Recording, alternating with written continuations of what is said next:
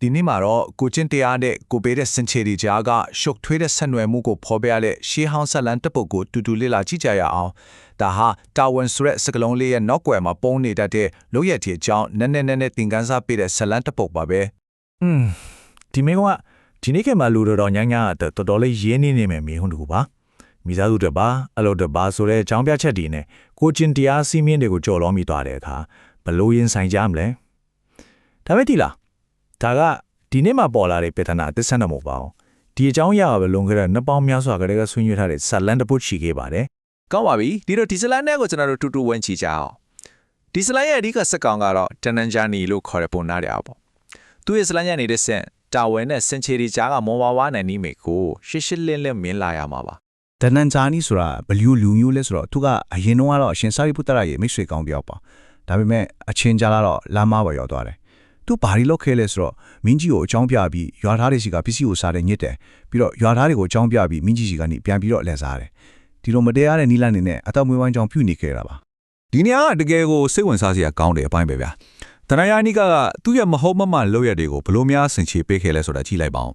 းမိဘကိုပြုစုတာသားမြောက်ကိုထောက်ပံ့တာဧည့်တွေကိုကျွေးမွေးဧည့်ခံတာဒီတာဝန်တွေဟာအားလုံးကမြင့်မြတ်တဲ့လွတ်ကိုလွတ်တဲ့ဝိထီယာတွေချီးပဲလေ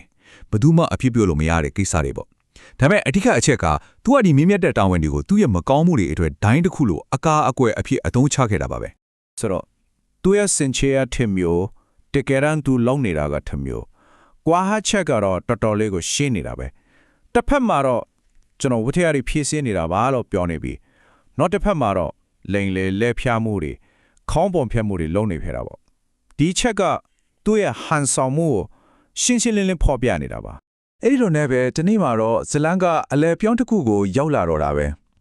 တနန်ဂျာနီရဲ့မိတ်ဆွေဟောင်းအရှင်တာရိပုတ္တရာကသူ့အကြောင်းတွေကိုကြားထိထွားပြီးသူ့ရဲ့မာယူနေတဲ့အတွေးခေါ်တွေကိုစင်ခေါ်ဟုတ်ကြွရောက်လာခဲ့တာပဲဒီချိန်ဟာဇလန်ရဲ့အလိကအလဲပြောင်းဖြစ်လာခဲ့တယ်အရှင်သာရိပုတ္တရာမီးလိုက်တဲ့မိကွန်းကဒနန်ဇာနာနီရဲ့စင်ကြေတန်တိုင်းကြီးတစ်ခုလုံးကိုဖြိုချပစ်လိုက်သလိုပါပဲဒီမိကွန်းကတကယ်ကိုထိမိတယ်ဘာလို့လဲဆိုတော့ဒါဟာဒနန်ဇာနီကိုသူ့လုပ်ရက်တည်းရဲ့အကျိုးဆက်ကိုသူ့တူးတဲ့သာရင်ဆိုင်ရမယ်ဆိုတဲ့အမှန်တရားနဲ့တဲ့တဲ့တိုးစေလိုပါပဲသူမိသားစုကသူ့ကိုငြဲကနေလာခဲ့နိုင်မှာမဟုတ်ဘူးလေခဏတော့ငြိမ်သွားတယ်ပြီးတော့မှဒနန်ဇာနီစီကတိုးရှင်းနဲ့လေးနဲ့တဲ့အဖြေတစ်ခုထွက်လာပါတယ်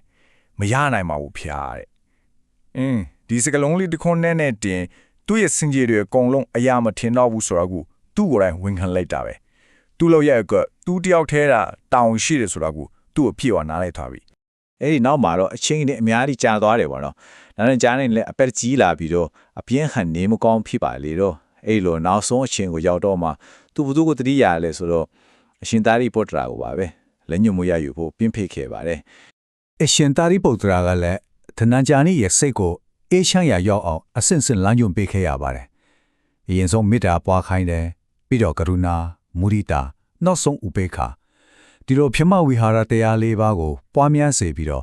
့သူ့စိတ်ကိုမကောင်းတဲ့ဘုံလေးနဲ့မြင့်မြတ်တဲ့ပြမဘုံကိုရောက်အောင်ပို့ဆောင်ပေးခဲ့တာပေါ့ဒီလမ်းညွှန်မှုကြောင့်တနန်ဂျာနီဟာငြိမ်းချမ်းစွာနဲ့ပဲကွယ်လွန်ပြီးပြမပြီးကိုရောက်ရှိသွားခဲ့တာပေါ့ဇလန်ကဒီမှာပဲပြီးသွားပြီလို့ထင်တော့မှားသွားလိမ့်မယ်တကယ်စိတ်ဝင်စားဖို့ကောင်းရပိုင်းကအခုမှလာမှာပါအရှင်တာရိပုတ္တရာကမြတ်စွာဘုရားထံပြန်လဲရှော့ထားတဲ့အခါမှာတော့ဒီဇလန်ရဲ့ပိုပြီးနှက်ရှမ်းတဲ့သင်္ကန်းစားကိုဖော်ပြတဲ့မထင်မှတ်ထားတဲ့အလက်ပြောင်းတစ်ခုပေါ်လာခဲ့ပါတယ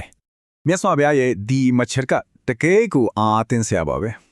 ဆိုလိုရင်းကတော့အရှင်သာရိပုတ္တရာရဲ့လမ်းညွှန်မှုဟာကရုဏာတရားနဲ့ပြည့်စုံပေမဲ့တနင်္ဇာလီမှာအဲ့ဒီထက်ပိုပြီးမြင့်မားတဲ့အရဟတအဖို့ကိုရရှိနိုင်တဲ့အလားအလာဥပနိစ္စယပါရမီရှိခဲ့လေဆိုတာပါပဲ